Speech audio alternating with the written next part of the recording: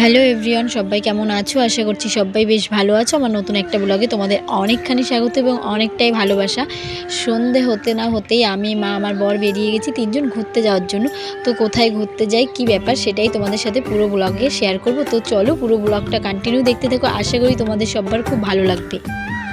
হঠাৎই প্ল্যান করলাম মা, আমি, বর তিনজন যে চলো কোথাও একটা ঘুরে আসি। তো ধারের কাছে কোথাও বলতে তো দীঘাই আছে।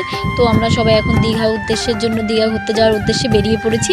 আর এই যে আমাদের বাসটা সত্যি খুবই সুন্দর ছিল। মানে টাকা অনুযায়ী বাসটা একদম মানে আর কি বাসে জার্নি করে একদম পুষিয়ে গেছে। আর এখন বাস ছাড়েনি, বর নিচে গেছে একটু চিপস কোল্ড ড্রিঙ্কস ফুটি টুটি আনলে তারপরে বাস ছাড়লে আমরা তো ভালোভাবে ঠাকুরের নাম করে বেরাবো।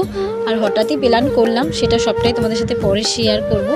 এখন এই নিচে আমাদের ল্যাগেজগুলো আর কি দিয়ে দিলাম। মানে আমাদের তো একটাই ল্যাগেজ, বেশি কিছু আনিনি, কারণ দুদিনের জন্য আর বেশি জামা কাপড় আনিনি সেজন্য। আর বর বাসের ভিতরেই আছে, মা আর আমরা একটু এখন এসেছি টয়লেট করে একেবারে তারপরে বাসে উঠবো। আর বাড়ি থেকে আমরা খাওয়া দাওয়া সব কিছু প্যাক করে নিয়ে এসেছি, ডিম সিদ্ধ, পরোটা, আলু কষা, সেটাই খাবো, সেটাও তোমাদের সাথে শেয়ার করব। তো চলো ব্লগটা পুরো কন্টিনিউ দেখতে থাকো।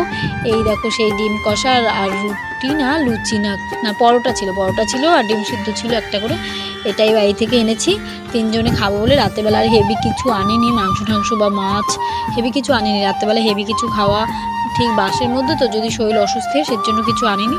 আর বলতে বলতে আমাদের বাসও ছেড়ে দিয়েছে। দেখো এখন সেই হুগলি ব্রিজ টপকাচ্ছি, তারপরে একটু রেস্ট নেবো, ঘুমাবো। বাসে তো আর সেভাবে ঘুম কিছুই হয় না, তাও একটু ঘুমানোর চেষ্টা করব। আর এখন রাত 2:30 মতন বাজে। এখন আমাদের বাস কোলাঘাটে এসে স্টপ নিয়েছে 15 মিনিটের জন্য। বললো যে যা খাওয়ার খেয়ে নাও, টয়লেটে গেলে টয়লেটে যাও আর কি। বাস যেখানে যেখানে দাঁড়ায় এটা তো বলেই সবাইকে।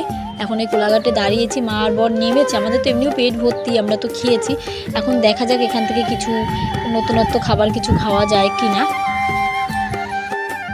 বাস থেকে নেমেছি ওই 4টে সাড়ে 4টে মতন বাজে। তারপরে হোটেল তো বুক করা ছিল না, হোটেল বুক করলাম। বুক করে ওই যে আমাদের পিছনে হোটেলে আমাদের সব লেগেজ রেখে এখন আমরা যাচ্ছি সমুদ্রের পাড়ে।